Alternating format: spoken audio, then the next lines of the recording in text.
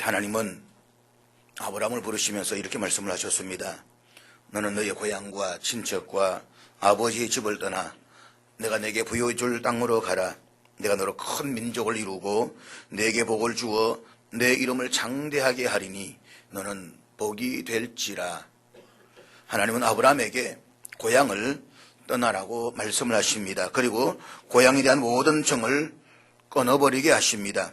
아브라함은 자기가 태어난 고향과 친척과 아버지의 집을 떠난 이후로 이전의 고향은 나의 고향이 아니라고 선언하고 있습니다. 아브라함의 일평생은 다른 고향을 찾아가는 순례객으로서 이 땅에서 타향살이하는 나그네의 인생이었습니다. 여기서 아브라함이 고백하고 있는 이 고향이라는 말은 우리가 전통적으로 생각하는 그런 의미에서의 고향은 아닙니다. 우리의 조상이 오랫동안 살아왔던 땅을 말하는 것이 아닙니다. 그들이 갈망하는 곳은 하늘에 있는 더 나은 고향이었음을 오늘 본문에서 가르쳐 주고 있습니다. 우리 어릴 때에 불렀던 고향에 관한 동요 가운데 보면 고향의 봄이라고 하는 노래가 있습니다. 나의 살던 고향은 꽃 피는 산골 복숭아꽃 쌀국꽃 아기 진달래 울긋불긋 꽃대궐 자리인 동네 그 속에서 놀던 때가 그립습니다. 나이 드신 분들은 다 아는 너무 좋은 노래라서 정감이 노래가서 하는데 2030, 40 초반까지는 이게 무슨 노래인가 싶어서 잘 안 불러서 이 생소한 노래 같기도 하고요. 참 옛날에 많이 불렀던 노래, 감동을 주었던 그런 노래입니다. 그런데 이 노래 가사에 나오는 동네는 사실 없습니다. 전설의 고향이나 나올까? 요즘에는 이런 동네도 찾아볼 수도 없고 이런 고향도 없다는 게 아쉽다 그런 생각을 해봅니다. 그렇지만 우리 생각하는 고향에 대한 개념은 어린 시절에 살던 곳, 그리운 추억이 담긴 곳, 어머니의 따뜻한 사랑을 감싸주던 그런 과거의 세계라고 말할 수가 있습니다. 그래서 오늘 본문에서 말씀하고 있는 이 고향은 미래에 살아야 할 저 앞에 있는 아름다운 곳이요, 또 우리 인생이 참으로 갈망하고 사모하는 곳으로 표현하고 있다는 것입니다. 인간의 강한 본능 심성 가운데서 가장 강한 것이 뭐냐면 바로 고향에 대한 향수라고 이야기를 합니다. 고국을 떠난 사람들은 향수에 젖어서 눈물로 살아갑니다. 그러다가 향수병에 든 사람들도 있습니다. 제 친구도 캐나다에서 목회하고 있지만 이 고향에 오고 싶어서 마음이 그리워가지고 한 번씩 전화 오다 보면 어떤 때 한 2시간씩 전화합니다. 2시간 전화하다 보면 야, 고향이 너무 좋다고, 한국에 돌아가고 싶다고. 그런데 아이들이 한국 안 가려고 한다고. 아이들의 고향은 이미 캐나다다 보니까 여기에 대한 개념은 없다라고 하는 것입니다. 명절이지 않습니까? 아마 명절 되면 많은 사람들이 이제 이 이북에서 건너왔던 실향민들은 판문점 일각에 가서 고향을 바라보면서 어머니, 아버지라고 외치면서 고향을 그리워하는 그런 이 실향민들의 모습을 볼 수가 있습니다. 그분들이 즐겨 부르는 노래 가운데 보면 꿈에 본 내 고향이라는 노래는 고향에 대한 그리움을 그대로 우리에게 보여주고 있습니다. 고향이 그리워도 못 가는 신세, 저 하늘 저 산 아래 아득한 천리, 언제나 외로워라 타향에서 우는 몸, 꿈에 본 내 고향이 마냥 그리워. 이게 사실 실향민들이 부르지만 사실은 일제가 해방되기 1943년도에 불러졌던 노래인데, 이건 사실은 이 일본의 강제징용을 끌려갔던 이 분들에 대한 고향에 대한 향수가 담겨진 노래가 이 노래라고 볼 수가 있습니다. 여러분, 고향을 그리워하는 마음은 자기 실존에 대한 추구입니다. 고향은 어머니의 가슴에서 느껴지는 아늑한 모정이요 안식처입니다. 고향은 마치 어머니의 품과 같습니다. 그래서 고향이 그립고 고향에 가고 싶습니다. 자기가 사모하고 그리워하는 마음이 바로 자기 고향입니다. 우리가 하늘나라를 사모하고 그리워하는 마음이 있다고 한다면 우리는 하늘나라를 이미 고향으로 삼고 살아가는 사람들인 것입니다. 고향은 자기가 태어나서 자란 곳을 말합니다. 고향이란 단순한 문자적 의미를 초월하고 있는 세계입니다. 자기가 자라던 때묻지 않는 어린 시절의 세계요, 그리움으로 마음속에 존재하는 이상화된 낙원인 것입니다. 사랑하는 여러분, 우리가 왜 고향을 사모하십니까? 고향에는 나를 사랑하고 알아주는 부모, 형제가 있기 때문인 것입니다. 지금 이 땅에는 많은 사람들이 설 명절을 찾아서 고향을 찾아갑니다. 기다리시는 부모님을 생각하면서 그 고달픈 길을 마다하지 않고 달려갑니다. 이와 마찬가지로 우리는 저 영원한 하늘나라를 사모합니다. 그곳에는 우리의 영원하신 아버지, 참된 하나님 아버지께서 우리를 기다리고 계시기 때문인 것입니다. 우리는 어디를 사모하고 있는지 스스로를 한번 깊이 생각해 보셔야만 합니다. 하늘나라를 사모하는 마음이 가진 사람이 바로 그리스도인인 것입니다. 아브라함은 더 나은 본향을 사모한다라고 했습니다. 그리고 땅에서의 삶을 외국인과 나그네의 삶이라고 했습니다. 그러므로 오늘 이 명절에 많은 사람이 고향을 찾아가고 또 찾아가겠지만 이 시간에 우리 고향에 대한 이 성경적인 이해를 다시 한번 새롭게 했으면 좋겠습니다. 첫째, 하나님은 믿음의 사람들을 나그네로 만들었습니다. 아브라함은 고향을 떠난 사람이 되었습니다. 오늘 성경은 아브라함도 분명히 자기가 태어나고 자란 곳으로 돌아갈 기회가 있었다라고 했습니다. 어디입니까? 하란입니다. 그곳은 세상에 오면 훨씬 더 아름다운 곳이고 문화가 발달된 것이고 넉넉함이 있는 곳이었습니다. 그렇지만 아브라함은 그 기회를 다 스스로 포기해버렸다라고 했습니다. 왜냐하면 그곳은 자신이 가야 할 참된 고향이 아니란 사실을 알았기 때문인 것입니다. 그래서 아브라함은 자신이 가야 할 고향은 과거의 그곳이 아니라 우상화되고 타락화된 그곳이 아니라 저 앞에 있는 미래에 하나님이 계시는 그 하늘의 사실을 고백하고 있는 것입니다. 세상의 풍요로움, 넉넉함이 내게 주는 고향이 아니라 내 영원히 사모할 고향, 하나님이 계시는 그곳이 바로 내가 가야 할 고향이라고 아브라함 평생을 고백하면서 살았다는 것입니다. 하나님은 아브라함을 부르시고 고향을 떠나 지시한 땅으로 가라고 말씀을 하셨습니다. 그렇지만 이 세상에 안주할 땅을 주지 아니하시고 계속해서 그로 하여금 나그네 타향살이로 생각하도록 말씀하셨습니다. 아브라함이 죽을 때에는 자신이 안주할 땅에 찾지 아니하고 하늘을 생각하면서 잠들었습니다. 이삭이 그러했으며 야곱도 그러했습니다. 야곱은 20년 동안 머슴살이를 하면서 타향살이의 삶을 살았습니다. 요셉도 그랬습니다. 요셉은 어린 나이에 형들의 시기와 미움을 받아서 애굽으로 팔려갔습니다. 요셉은 낯선 외국 땅에서 타향살이를 하였습니다. 이렇게 된 것은 하나님께서 이들을 나그네로 만들었기 때문인 것입니다. 하나님은 믿음의 족장들 대부분에게 이 세상에서 안주할 땅을 주지 아니하시고 나그네로 몰아세워서 하늘을 사모하도록 만드셨습니다. 이스라엘 백성들이 애굽에서 400년 동안 노예살이 할 때도 안주할 땅을 주지 않았습니다. 뿐만 아니라 홍해를 건너서 40년의 광야 생활을 거쳐서 가나안 땅에 들어갔지만 거기에서도 저들이 안주할 땅은 아니었습니다. 저들이 가나안 땅에 안주하려고 하면 하나님께서는 또 쳐서 깨뜨려 부수시고 그래서 바벨론으로 아수르로 포로되를 만들어서 모든 민족을 흩어지면서 오직 주만을 사모하며 주님만을 앙모하게 만들었던 것입니다. 저들은 바벨론 강변에 앉아서 고향을 그리워하며 울어야만 했습니다. 실로 이스라엘 민족은 땅에 정착하지 못한 채 하늘을 지붕 삼고 떠도는 운명의 민족이었습니다. 손바닥만한 가나안 땅을 약속의 땅으로 셨지만 거기에 정착해서 오래 살지를 못했습니다. 예루살렘의 성전을 짓고 정착하려고 할 때에 로마의 침략으로 예루살렘 성이 무너지고 성전이 파괴되어서 유랑하는 민족으로 전 세계에 흩어져 살아야만 했습니다.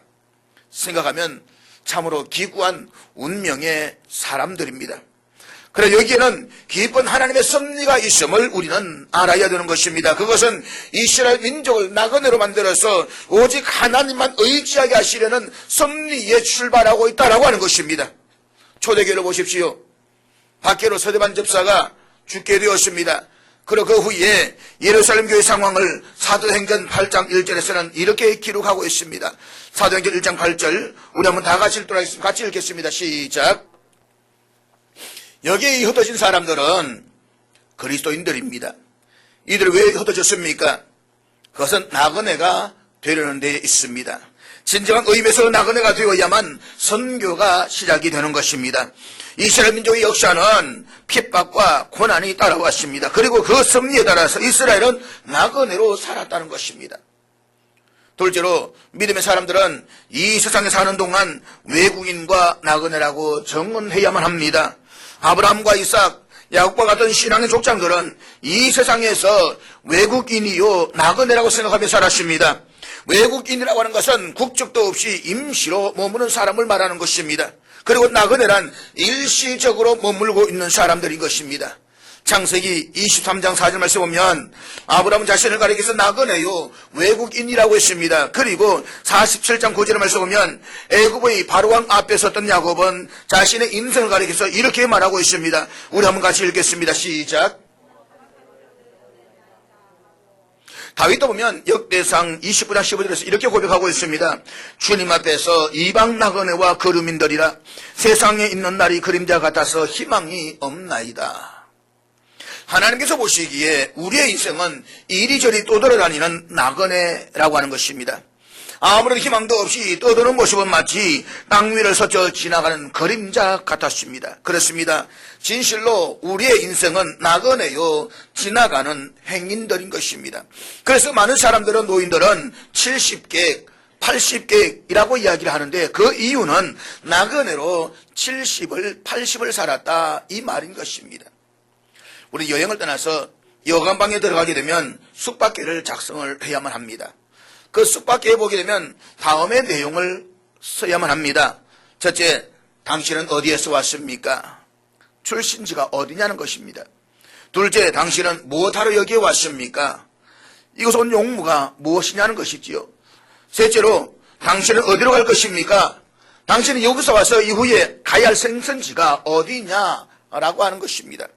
이와 같이 우리는 이 지구라는 여관방에 와서 잠시 쉬어갈 때에 이 질문에 대답할 수가 있어야만 합니다. 여러분, 내가 어디에서 왔습니까? 세상 종교는 이 물음에 대답할 수가 없습니다. 아니, 대답을 못합니다.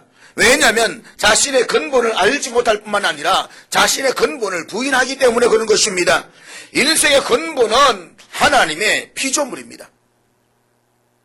그런데 이 사실을 부인하면 자신의 근본이 어디인지를 알지를 못합니다. 그래서 불교에서는 인생이 어디에서 왔느냐라고 물을 때에 알지 못한다라고 대답을 합니다. 인생이 어디에서 왔으며 어디로 가느냐? 나는 알지 못한다. 이것이 불교와 세상 종교들의 한결같은 대답입니다. 그러나 성경은 우리의 인생 근본에 대해서 분명하게 가르치고 있습니다. 그렇기 때문에 우리는 인생이 어디로부터 왔는지도 알고 있습니다. 우리는 하늘로부터 왔습니다.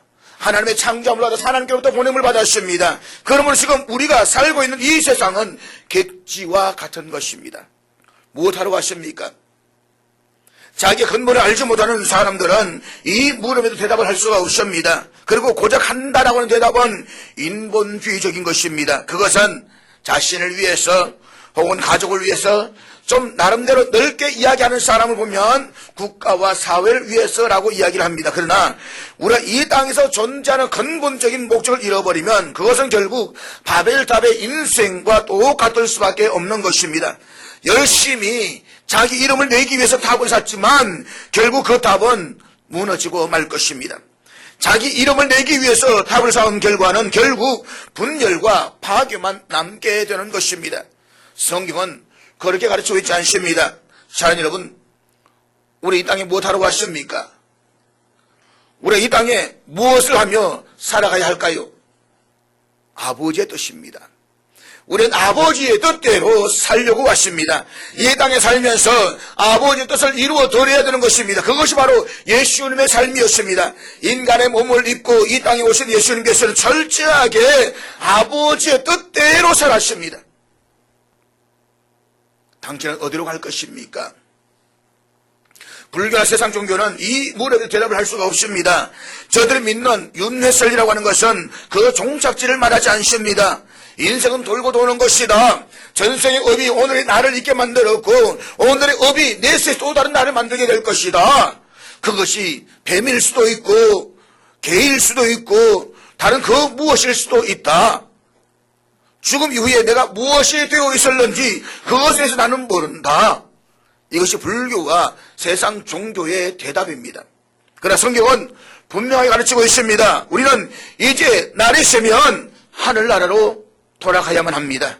날이 새어서 새 날이 오면 떠나야 할 분명한 행선지가 우리에게 정해져 있는 것입니다. 그럼 성경은 말씀하십니다. 사람이 죽는 것은 반드시 정해진 있지요. 그 이후에 심판이 있으리니 심판을 따라서 우리의 믿음의 의의를 따라서 하늘나라로 갈 영혼도 있을 것이고 지옥에 떨어질 영혼들도 있다라고 하는 것입니다. 중요한 것은 내 영혼의 마지막은 하나님께로 가야 된다라고 하는 것입니다. 사랑하는 여러분, 여행을 왔다가 자신이 가야 할 행선지를 알지 못하면 참으로 곤란합니다. 정처 없이 또 다른 인생이 되고 말 것입니다. 그러나 하나님의 사람들의 행선지는 분명합니다. 우리의 행선지는 저 영원한 본향이 있는 하늘나라인 것입니다. 그리고 우리는 지금 그곳을 향해서 가고 있습니다. 내가 돌아갈 고향이 어디인가를 우리는 분명하게 알아야 되는 것입니다. 이 사실 오늘 본문은 13절 14절에서 그렇게 말씀하고 있습니다. 오늘 본문 13절 14절 우리 한번 같이 읽도록 하겠습니다. 같이 읽습니다. 믿음의 조상들은 그렇게 살았습니다. 그렇기 때문에 하나님께서는 그들이 하나님이라고 불리는 것을 수치스럽게 여기지 아니하셨다라고 했습니다. 하나님은 언제나 이와 같은 믿음으로 전진하는 사람들의 하나님이 되어주셨습니다. 만일 기독교인들이 이 세상을 사는 동안 외국인과 나그네라는 분명한 의식을 가지고 살아간다고 한다면 여러분 세상은 정말 많이 달라질 것입니다. 그들의 삶은 훨씬 자유를 누릴 것입니다. 이 세상을 나그네로 알고 산 사람들은 이 세상을 언제나 떠날 것을 알고 살았기 때문에 이 땅에 투자를 하지 않습니다. 땅에 욕심을 두지 않습니다. 이 땅에 미련을 두지도 않습니다. 우리는 이 세상에 대해서 자신 있게 간증할 수가 있어야 되는 것입니다. 그래서 본회프라는 20세기의 순교자였던 본회프는 그 당시에 그리스도인들 이 땅에서 투자하고 매매하고 땅을 더 크게 지으려고 하고 세상 속에 욕심을 갖고 있는 그리스도인들을 바라보면서 이런 이야기했습니다. 저들을 보면 저들에게는 하나님이 아니 계신다. 저들은 정말 하늘나라가 있는지 믿고 살아가는 것처럼 보이지 않는다. 정말 내가 하나님 나라를 사모하고 저 영원한 본향이 나의 본향에서 믿고 고백하는 사람들은 이 땅에 욕심을 갖지 않는다라고 하는 것입니다. 기억하십시오. 우리는 이 세상에 속한 사람들이 아닙니다. 우리는 이 세상에서는 나그네들인 것입니다. 이 세상의 고생도 잠깐이요 즐거움도 잠깐입니다. 우리는 하늘나라를 향해서 가는 순례자인 것입니다. 오늘 본문에 기록된 히브리서는 전혀 다른 차원의 고향을 갈망하면서 이 땅에 살고 있던 사람들에 대한 기록의 이야기입니다. 자기들은 타양 사람이며 나그네에 불과하다는 것을 인정했던 사람들이라고 말하고 있습니다. 이것은 고향이 다른 사람들입니다. 하나님은 당신이 사랑하는 사람을 나그네로 삼으셨습니다. 나그네 길에서 정착하려고 할 때마다 내버려 두지 않았습니다. 하나님은 나그네 하나님이 되시려고 말씀을 하십니다. 예수님은 이 땅에 33년 동안 사셨지만 이 땅을 떠나서 아버지에 돌아갈 것을 아시고 이렇게 말씀하셨습니다. 나는 아버지께로 간다. 예수님 이 땅에서 나그네 인생을 살았습니다. 마옥간을 빌려서 태어나시고 유대 땅에 사시고 아리마대 요셉의 무덤을 빌려서 하룻밤을 묵으시고 떠나셨습니다. 우리는 지금 민족의 대명절인 설날을 지낸 가운데서 수천만 명의 인구가 고향을 찾아서 이동하고 있습니다. 이것은 한 해 우리가 경험할 수 있는 인구 이동 가운데 최대 인구 이동이라고 말할 수가 있는 것입니다. 이와 같이 모든 사람들이 고향으로 이동하고 있습니다. 신령 의미에서 전 세계 인구는 자기 고향으로 이동하고 있습니다. 땅을 고향으로 삼는 사람은 땅으로, 하늘을 고향으로 삼은 사람은 하늘로 이동하여 가고 있습니다. 이 세상은 나그네들이 사는 곳입니다.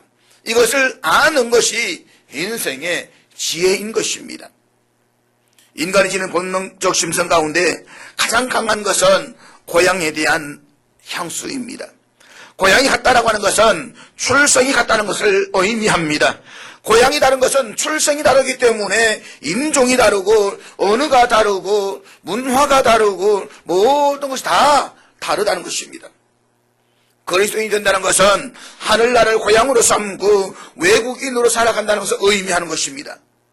셋째로, 가난한 사람들은 고향을 더욱더 사모합니다.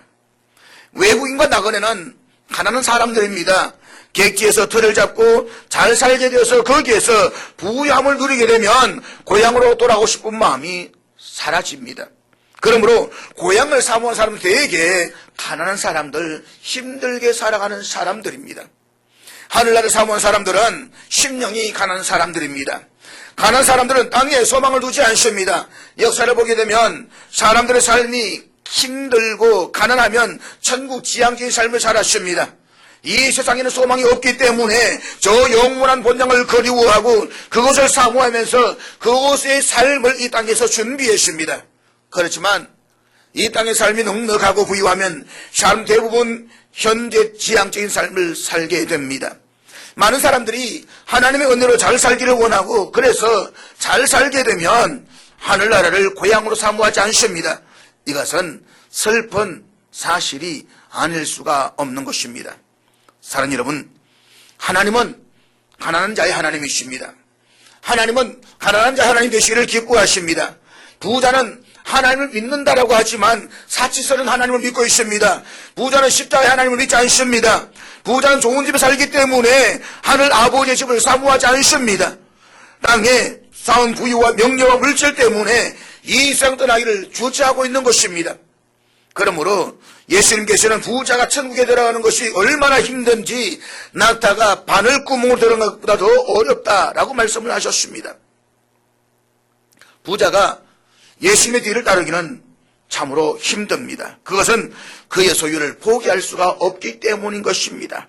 그래서 오늘 많은 그리스도인들은 십자가 예수 그리스도가 아니라 영광의 예수 그리스도만을 바라보고 있습니다. 좋은 날만 바라보고 있는 것입니다. 고난의 길을 원하지 않습니다. 멸관을 바라보고 있는 것입니다. 그러나 기억하십시오. 십자가의 예수 그리스도가 없다라고 한다면 영광의 예수 그리스도도 없는 것입니다. 고난의 길이 없다라고 한다면 찬란한 내일도 나에게는 없는 것입니다. 예수님은 십자가를 지고 예루살렘 영문 밖으로 나가 거기서 죽으셨습니다. 그의 뒤에는 가난한 사람들, 소외된 자들, 여인들이 울면서 따라왔습니다. 예루살렘의 부자들, 권세 있는 자들, 제사장들은 성 안에서 부요를 누리고 있었습니다. 이들은 예수님을 거절했습니다. 예수님은 영문 밖에서 십자가에 달린 하나님으로 우리를 부르십니다. 예수님이 땅에서 떨림받아 십자가에 달리듯이 우리는 땅에서 떠나야만 합니다. 그러므로 하늘을 지붕 삼고 떠도는 나그네의 힘을 우리는 고백해야만 합니다. 나그네는 고향을 사모합니다. 가난한 자들은 저 하늘을 그리워하고 더욱더 사모하게 되는 것입니다. 저 하늘에는 눈물이 없고 아픔이 없고 고통이 없기 때문인 것입니다. 저 멀리 배는 나의 시온성, 오 거룩한 곳 아버지 집, 내 사모하는 집에 가고자 한밤을 새웠네. 사랑하는 여러분, 설 명절을 맞아서 많은 사람들이 고향을 찾아갑니다. 여러분 가운데서도 예배를 마치고 고향을 찾아가는 분들이 있을 것입니다. 그런데 만약 고향에 나를 반겨줄 부모 형제가 없다라고 한다면 무엇하러 고향에 가겠습니까? 그 고향은 아무런 의미가 없는 것입니다. 나를 반겨주실 부모님이 계시기 때문에 가고 싶고 그래서 그 고향을 사모하는 것입니다. 어쩌면 이곳에 예배를 드리지만 벌써 마음은 고향밭에 가 있는 분이 있을는지도 모르겠습니다. 엄마 아빠 보고 싶다. 엄마 아빠 해주는 음식 먹고 싶다.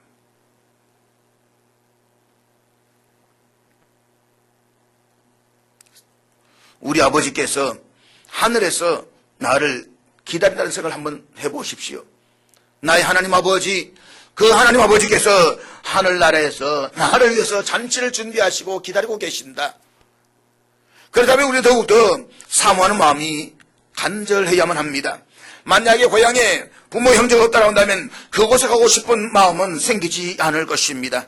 하늘 아래에서 아버지가 반드시 나를 기다리신다라고 확신한다고 한다면 우리는 이렇게 미치근하게 살아가지는 않습니다. 사도 참으로 아버지 집으로 가기를 사모했습니다. 사모하는 마음이 없다라고 하는 것은 결국 죽은 믿음인 것입니다. 저 영원한 천국을 향한 그 마음이 내게 없다라고 한다면 우리의 믿음은 거짓된 것입니다. 좋은 신앙의 사람은 그 마음이 어디를 향하고 있느냐에서 평가될 수가 있는 것입니다. 지금 내 마음에 저 영원한 천국을 향한 사모하는 마음이 있느냐, 그 마음이 정도가 내 신앙의 정도를 이야기할 수가 있다는 것입니다. 열심히 하늘 고향을 사모하는 것으로 그의 신앙됨을 알 수가 있는 것입니다. 넷째로 인생의 나그네들은 그러므로 세상에 투자하지 않습니다. 믿음의 선배들은 하늘 아래에 대한 그리움으로 땅에서 모든 고난을 극복했습니다. 또한 고향이 달라서 핍박도 받고 객지 생활에 서러움도 당했습니다. 간혹 보면 사람들이 객지에 와서 사업을 하거나 무슨 일을 할 때에 본토 사람들 고향을 많이 핍박을 받습니다. 본토배기들 말입니다.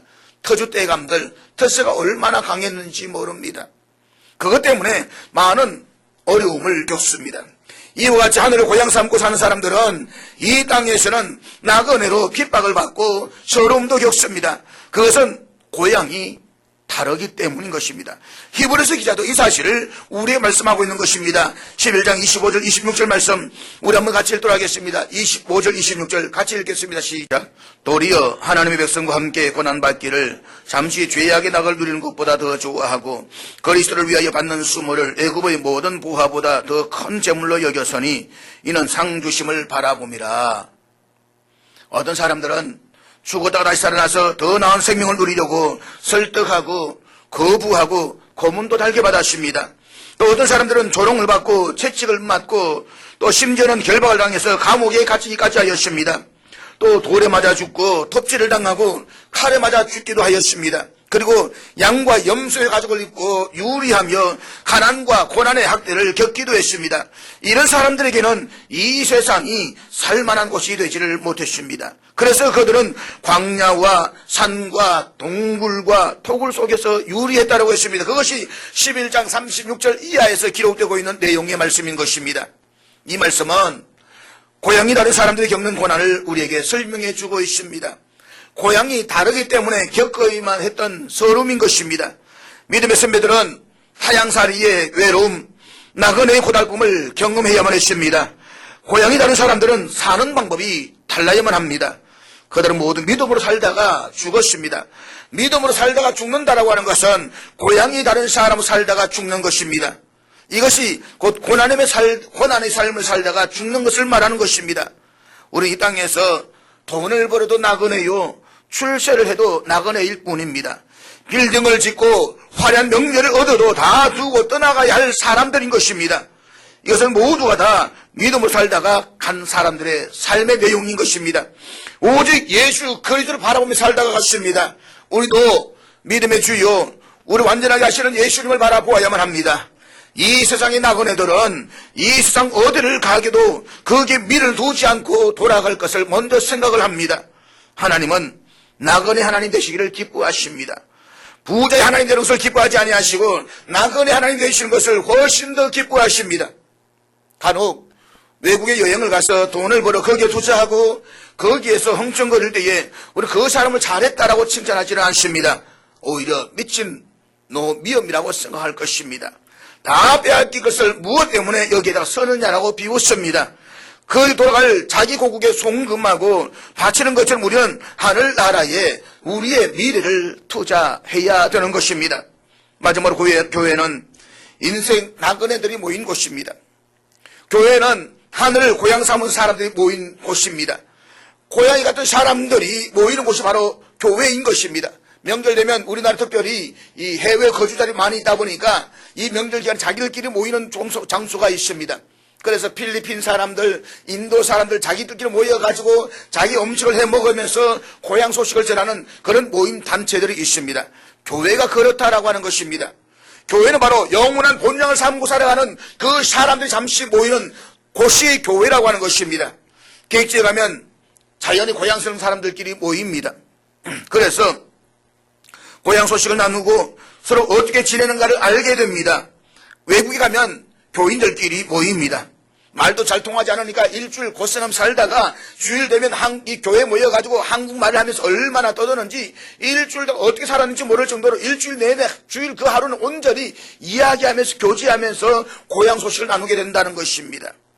그리고 주일이면 서로 만나서 낯선 외국에서의 고달픈 삶을 위로하고 고국의 소식을 듣고 한 주간을 또 열심히 살아간다라고 합니다.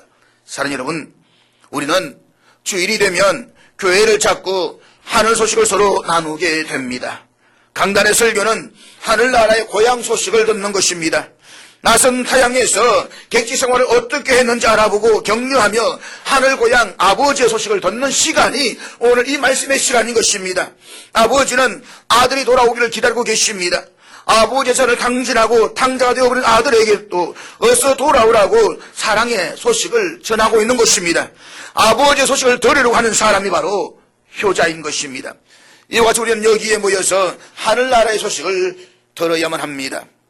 우리는 영적으로 거듭난 사람들입니다. 우리의 고향은 하늘나라요 아버지의 집입니다.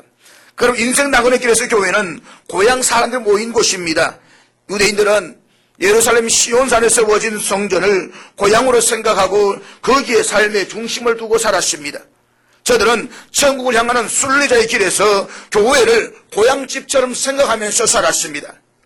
사랑하는 여러분, 우리는 교회에 나올 때마다 인생의 나그네임을 고백해야만 합니다.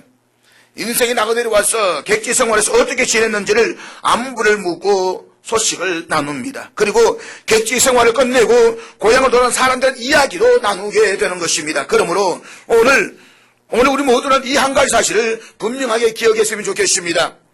객지에 가서 돈을 벌어서 거기에 투자하고 빈몸으로 고향에 돌아간다고 한다면 고향 사람들이 뭐라고 말하겠습니까? 아마 어리석은 사람이라고 비웃을 것입니다. 그러면 베드로전서는 하나님 말씀으로 귀를 기울여야만 합니다. 베드로전서 2장 11절 말씀 우리 한번 같이 읽도록 하겠습니다. 다 같이 읽겠습니다. 시작. 우리는 이제 하늘나라 고향 사람처럼 살아가야만 합니다. 하늘 고향에 많은 것을 투자하는 성도가 될 수 있기를 바랍니다. 우리는 스스로 나그네임을 인정하면서 언제나 돌아갈 준비를 해야만 합니다. 이 밤에 부르실는지 내일 부르실는지 알지 못하지만 중요한 것은 하나님이 이제 오라고 말씀하실 때에 언제나 갈 수 있는 준비가 된 그 삶을 살아가야 되는 것입니다. 우리는 나그네로 인생을 살아가다가 돌아가는 날 그리스도인답게 살아가는 그 모습을 보여줄 수가 있어야 되는 것입니다. 그것이 바로 자녀들에게 보여줄 수 있는 가장 부모의 위대하고 아름다운 모습일 것입니다. 명절 고향을 찾아가는 이 순간 속에서 오늘 우리 영원한 본향 영원한 고향을 생각하면서 하나님 앞에서 아름다운 믿음의 삶을 시작하는 저와 여러분 될 수 있기를 주님의 이름으로 축복합니다.